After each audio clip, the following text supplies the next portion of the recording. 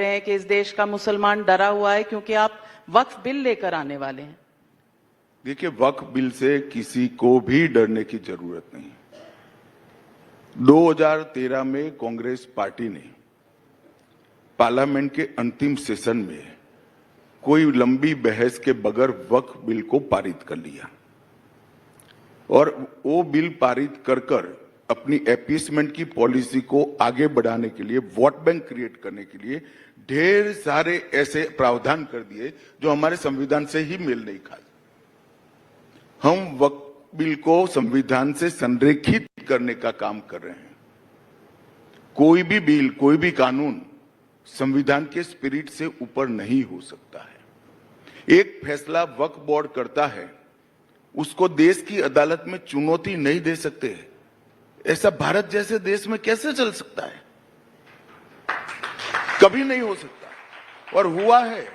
मैं आपको बताता हूं, दिल्ली के 123 प्राइम लोकेशन की प्रॉपर्टी को वक्फ घोषित कर दिया और कानून क्या बनाया, इसको आप चैलेंज नहीं कर सकते हो।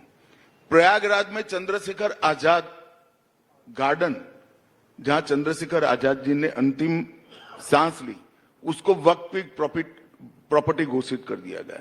अब कोई मौलाना साहब कहते हैं पार्लियामेंट और राष्ट्रपति भवन वक्फ है, ईडन गार्डन्स भी। अब भाई ये कैसे चलेगा? हमने इतना ही बदलाव किया है कि कोई भी निर्णय होगा, वो निर्णय कानून की अदालत में इसको चुनौती दे सकते हैं। तो सरकार के निर्णय को भी दे सकते हैं। वह कभी क्यों? तो क्या सरकार ऐसे रोएगी कि हमारा अधिकार ले लिया? सरकार के कानून भी चैलेंज होते हैं। और ये पूरा पचड़ा जब पार्लियामेंट में चर्चा होगी, दूध का दूध पानी का पानी हो जाएगा। ये देश के माइनॉरिटी को, विशेषकर मुस्लिम भाइयों बहनों को गुमराह करना चाहता है। मैं इनको कहना चाहता हूं, आपके अधिकार पर कोई तराप मारने की बात। अब कहते हैं हमारी मस्जिदें छीन लेंगे। ये रिट्रोस्पेक्टिव इफेक्ट से बिल नहीं आ रहा है, कैसे छीनी जाएगी? बिल आगे के समय के लिए है। आप 2013 में जो बिल लेकर आए थे वो रिट्रोस्पेक्टिव इफेक्ट था, मगर वोट बैंक कंसोलिडेट करने के लिए झूठ पर झूठ, झूठ पर झूठ, झूठ पर झूठ बोलते जाना। इतने साल से इतने चुनाव हारे, फिर भी सीखते नहीं है। हम क्या कर सकते बताइए? लेकिन कुछ मेंबर ऑफ पार्लियामेंट, ओवैसी जैसे तो ब्लैक बैंड पहनकर आते हैं पार्लियामेंट में।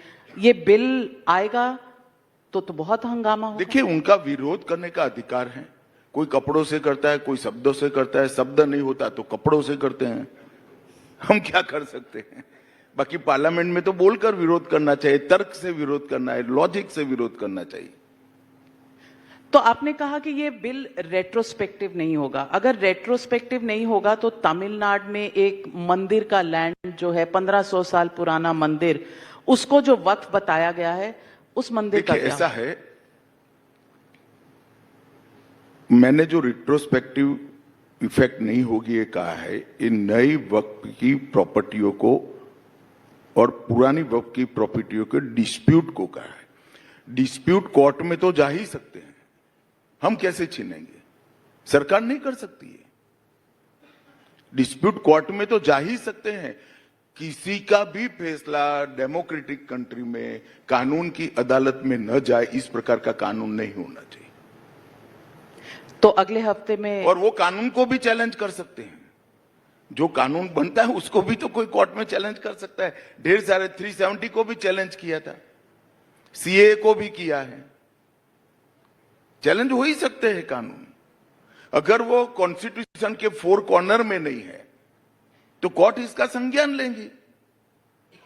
तो अगले हफ्ते वक्फ संशोधन बिल पार्लियामेंट में मूव कर देंगे? देखिए, पार्लियामेंट का टाइम टेबल मुझे मालूम नहीं है, मगर इसी सत्र में हम वक्फ संशोधन का बिल रखेंगे। और जितना ऑपोजिशन है, दिल्ली के जंतर मंतर में तमाम पार्टियां वहां जाकर उन्होंने कहा कि वो मतलब खून भी दे देंगे अपोज नाविका जी, करेंगे? मैंने कहा ना, इमरजेंसी नहीं है। हर कोई विरोध कर सकता है, प्रदर्शन कर सकता है। इमरजेंसी कहाँ है? आप उन पर इल्जाम लगाते हैं कि वो अपीजमेंट करते हैं। सौगाते मोदी जो ईद पर भेजी जा रही है वो अपीजमेंट नहीं है। नहीं, इसमें क्या अपीसमेंट है?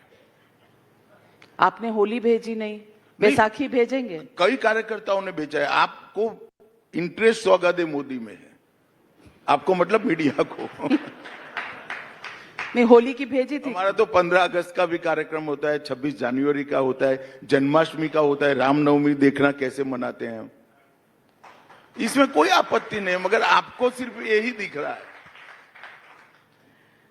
आजकल सवाल इस पर उठ रहे हैं कि पॉलिटिक्स में चुनाव आ रहे हैं, तो बिहार का चुनाव आ रहा है, वहां नीतीश जी असेंबली में कुछ ऐसी बातें कर रहे हैं, कभी नेशनल एंथम चल रहा है, चल पड़ रहे हैं, तो क्या चुनाव की ये जो गठबंधन है ये दुरुस्त है, फर्म है? गठबंधन दुरुस्त है।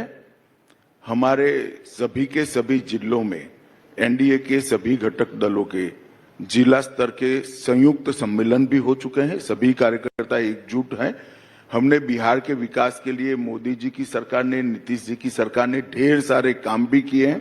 मैं बिहार लगातार जाता हूं, अभी 29 को भी जाने वाला हूं, और मुझे पूरा भरोसा है कि गत समय से भी ज्यादा बहुमत के साथ वहां पर एनडीए की सरकार बनेगी। इसमें कोई क्वेश्चन मार्क नहीं।